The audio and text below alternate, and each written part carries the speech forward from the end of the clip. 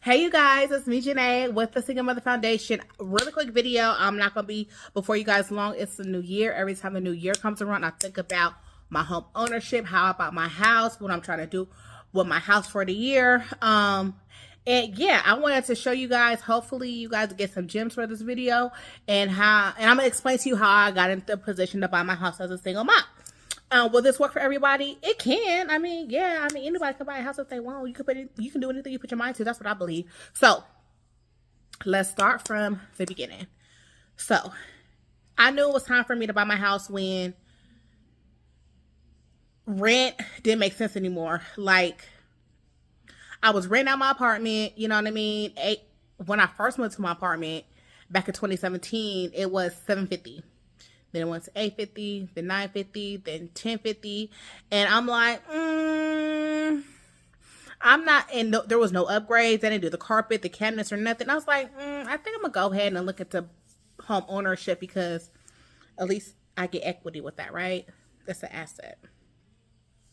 So I didn't really think nothing much to it. I'm like, I'm gonna get a house when I get my house. And then I talked to my godparents. I know my godfather was in real estate, and he was just telling me some gems like, you can do it. Go ahead and do it. What you waiting for? The interest is low. And I was like, when it's time, it's time. He was like, go ahead. I know you can do it. So he really put the bug in my ear to start like my house buying journey. So the first thing I did was review my finances. I got with a loan, a finance loan person, the person that finances the loan for you. And I asked them, like, y'all, when y'all out here trying to get it together, you got to ask questions. Ain't no question a stupid question. Just get out here and just start investigating, do your own research and stuff like that. That's what I did. So I consolidated my loans. My income was good. Of course, you can never have too much income, right? I used my child support as income. So I counted that towards, the financing part of my house. And my debt to income ratio has to make sense. So when the bank and the people who are trying to give it a loan, the money and what you can do, and they got to trust that you're going to pay this house back. So keep your debt to a minimum. I mean, basic debt, car, student loans, don't like consumer debt, nada. Don't have a lot of credit cards. If you do have one, at least have one. Don't have multiple credit cards, pay all that off. So you can look in good standings when your application goes through. And I think that's the most hardest part for people because a lot of people live off of credit cards, and they have more income going out than they do coming in. So in my research, that was like the hardest part for me to do. I had to consolidate my student loans. I paid off some credit card debt, and I was in good standings. And then I just started applying for house loans, and I didn't settle. I was like, I think I can get more than this based on my income and my credit score. So I kept on applying. I applied to three. I got three pre-approvals for my house, but just because I got a $400K pre-approval don't mean I need a $400K house. I just use it for leverage. So keep that in mind too. If you feel like you can qualify for more, apply. And you know what? I'm going to say this too. This is T. Don't go to like major banks like Chase and Wells Fargo. No, start like at these rinky-dink hole-in-the-wall banks.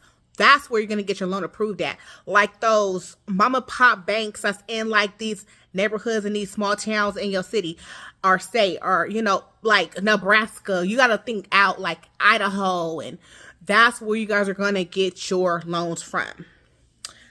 Because when you go to a commercial bank, I think when I did it, Chase only approved me for $100K. I'm like, ain't no way. I know I get more than $100K for a house loan. Sure, you right. I'm like, I don't think I can do $100K. That don't make no sense. Anyways, moving along. So, soon as you got your pre-approval, I think you like halfway there. You just got to find a house that meets your needs, and the money and the closing costs, all that stuff got to make sense to you. Find you a good realtor, interview them because they work for you. You don't work for them. Find you a good realtor that aligns with your vision and your dreams for your home, and go from there, because that's all you really need. It's to, you got your pre-approval, tell your realtor to contact the seller, and, just go from there.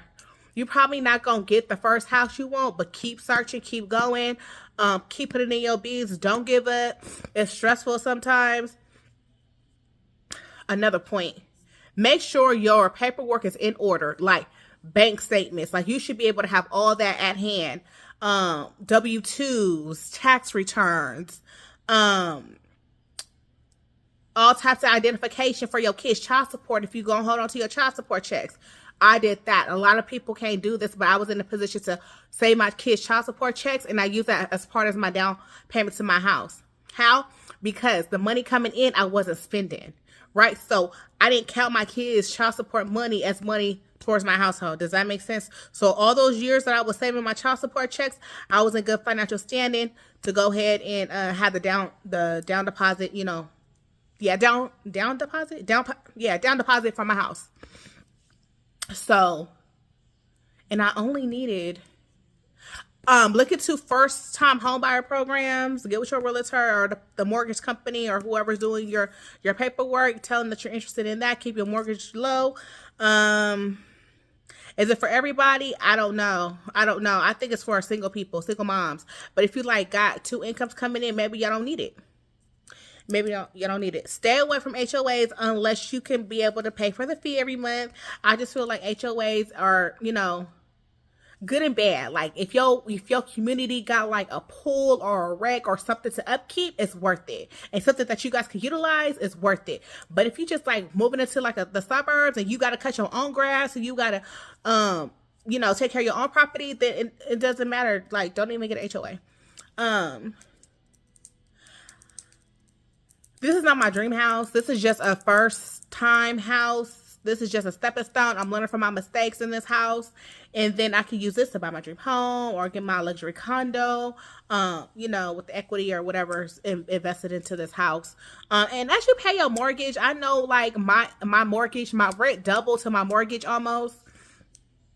So every time I pay my mortgage, I'm like, I'm paying myself.